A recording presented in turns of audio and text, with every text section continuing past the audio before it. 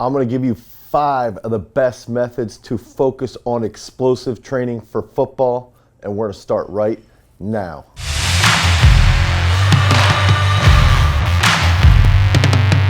What's up, everybody? It's Dane Miller from GarageStrength.com, and if this is your first time to the channel and you're interested in becoming an explosive freak, you want to get faster, you want to be as strong as possible so that you can transfer those weight room gains over to the athletic field, make sure that you like, you subscribe, and you ring that notification bell so we can help you become a champion. So over the last decade here at Garage Strength, we've trained multiple all-state football players in every single position, from the defensive line to those heavily skilled positions. We've trained 4-star recruits. We've had NCAA football players at the Power 5 level going to the ACC, to the Big Ten, multiple different conferences, even NCAA All-Americans on the offensive line.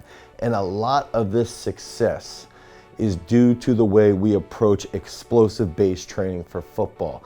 And what we like to utilize is we like to break this up into 5 different camps, and so that you can understand how we take that approach and we work towards that big time goal of creating the most explosive football freak possible. So let's dive right into starting in that 5th ranked explosive training aspect. So coming in at number 5 for explosive-based training for football players, we're going to focus on agility work. And we've got to think rapidly. What does that even mean? What does agility work even mean?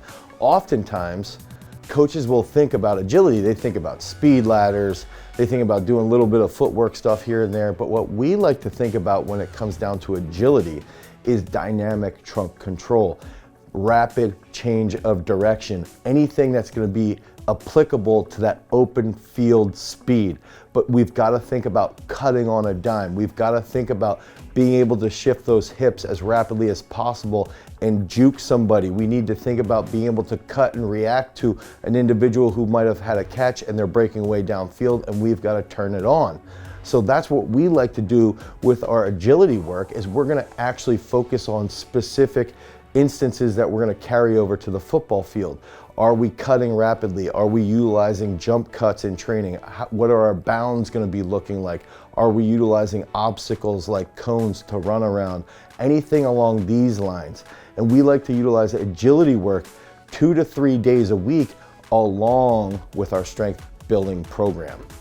Coming in at the number 4 spot, we're going to be focusing on plyometrics, okay? So these are going to be any types of exercises, typically body weight, sometimes utilizing dumbbells, where we're going to be focused on unilateral explosiveness, bilateral explosiveness, jumping over hurdles, jumping up steps reactively, focusing on unilateral bounds, focusing on unilateral side jumps, anything along these lines that could very well transfer over learning how to produce force as quickly as possible. And we got to think about, in football, the name of the game is coming down to that organism, the athlete, that can recruit and coordinate their muscles faster than their opponents. And so the way it differentiates from agility work's going to have a little bit more running involved, a little bit more cutting involved.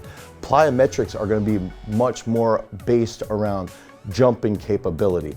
And this is going to transfer over directly to the field if we have to jump over opponents, if we have to jump higher. It's also going to transfer to helping our linemen come off the line a little bit quicker. And we're going to do plyometrics at least twice a week in our training program. Coming in at that number 3 spot, we got contrast training. So contrast training is what we like to refer to as doing strength work and then supersetting that strength work with some plyometric work, with some jumping exercises. And so a very simple comparison would be hitting some strong front squats. We want to get good depth. We want to feel that trunk control with the weight up top. We want to feel good mobility in our hips. We want to drive out of the hole as rapidly as possible. Then we're going to rest about 3 minutes after we hit that strength work, and we're going to go do some explosive bounds. We're gonna do some explosive jumps. We're gonna do some explosive box jumps, whatever it might be. We wanna stimulate that nervous system even further. And ideally, what's going to happen is the athlete's gonna understand how to react faster. They're gonna understand how to absorb force a little bit more effectively. Then they're gonna rest about 2 minutes. They're gonna head back and they're gonna hit that heavy front squat or that single leg squat. Maybe it's a back squat, whatever it might be. That strength movement is going to be utilized to potentiate their jumping capability. So we can sort of jump our athletes forward, no pun intended, to be a little bit more explosive. We can trick their body into recruiting more high threshold motor units, more fast twitch muscle fibers. Coming in at that number 2 spot, we got sprint work. So we've got to recognize that in the sport of football, we've got to know how to run. We've got to have an understanding of technique. We've got to understand how our knees should be driving, how our feet should be grounding, how we can actually produce a large amount of ground reaction forces so that we know how to accelerate on the field. And if you check out our wicket drills video right here, you can understand where that technique comes into play when we're talking about acceleration and acceleration speed. So we like to do sprint work 1 to 2 times a week. When we're getting in season, it can be a little bit more dominant 2 to 3 times a week. When we're out of season, it can be about 1 day a week, but we're always gonna be doing movements like the hip lock that are gonna focus on sprint mechanics. When you can utilize these exercises inside their daily strength work, it's going to actually increase their speed long term because they're gonna have better running mechanics and they're gonna be more efficient on the field.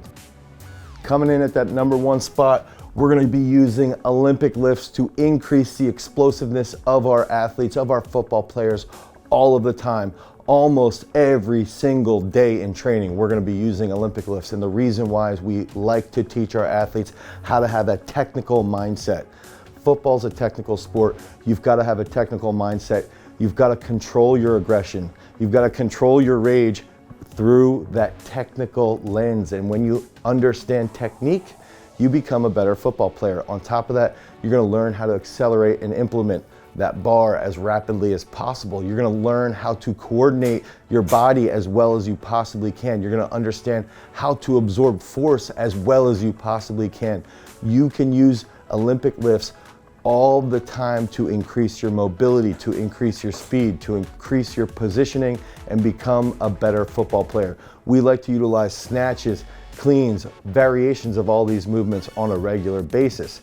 We like to utilize jerks even if we're talking about potentiating our neural drive when we're doing our upper body work. And that's something else that we've seen is that jerk, the behind the neck jerk or the front jerk, whatever it might be, translates tremendously to that hitting capability that we're gonna see our powerhouse football players have. It transfers over even better to increasing the vertical jump, and that's gonna correlate very well to being an explosive football player. If you want more information about programming, you can head over to garagestrength.com and you can pick up our How to Get Faster training program to increase your speed and become a better football player. If you want more information about football training, you can click on this video right here. Until next time, guys, peace.